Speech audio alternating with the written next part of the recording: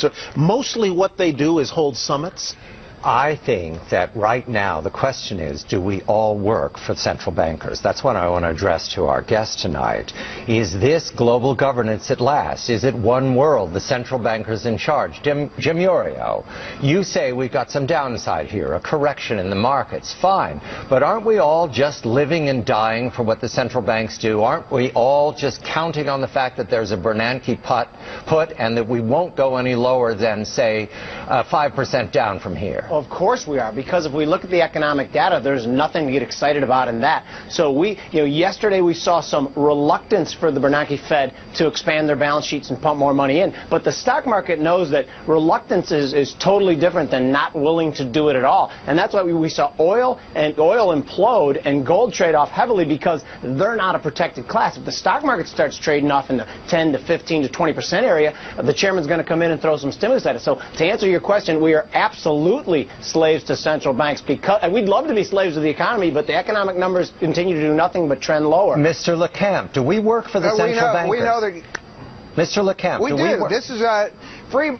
We do. Look, markets are driven by policy now. They're not driven by market forces. They're driven by fiscal cliffs. They're driven by central bank proclamations. They're driven by false rumors coming out of the ECB. Fiat currency that's continually watered down. They continue to water our currency down so the markets go up and we feel good about it. Yeah, and listen to what the Fed did this weekend. I think they really screwed up here. They said that we're going to do this Operation Twist through the end of the year. In other words, they're going to create uncertainty about what happens after Operation Twist, right at the same time that the fiscal cliff kicks in. Do we really want all that uncertainty? Jim, but we have to give the Fed a break here, because the Fed realizes that what they're doing is probably going to have very little economic effect. The only real thing that can help is fiscal and policy changes. So the Fed, all they have is rocks and stones left. They're just going to throw them. They know that they're probably not going to do any good as well. Gentlemen, Jim and Jim. Isn't that why we know that there's going to be QE3? Isn't that why we know there ultimately will be QE3? That's what I'm banking on. I love what you said there, Jim LeCamp, about the idea that ultimately there will be.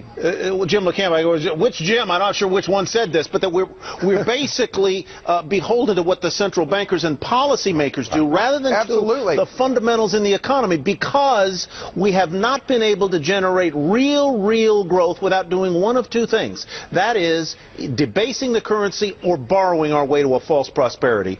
Jim Iorio, how do you invest under those circumstances? What's the question there, Ty? How do you invest under those circumstances? We invest because remember that every central bank in the world, not just us, ultimately has to devalue their currency. So you can't keep, you got to put your money in stuff. Big cap U.S. with good balance sheets, to me, is the world's tallest midget. Mr. LeCamp, every major country holds gold. That tells me that it's attractive. Is it attractive to you with a watered-down currency? I think it's very attractive, both as a currency and a store of value. I agree with Jim. Ultimately, you're going to want resources, but volatility is going to stay with us. So I think investors need to get used to trimming what they don't like and having their portfolio on rallies and nibbling at what they do like on sell-offs, because these aren't going away. The only good news here is that free markets will fight back. When we see bond riots in Spain and bond riots in Italy, those are free market forces fighting back, and ultimately they'll win because investors ultimately will walk away. I think I heard him say he likes gold. He did say that. Yes. I did. Jim, the two Jims, thank you very much. And John, interesting, I was at a conference this week, and one of the most persuasive investors I talked to there said that he felt that what you have to do right now is buy things that are scarce. He said gold was scarce. Aggregates are scarce.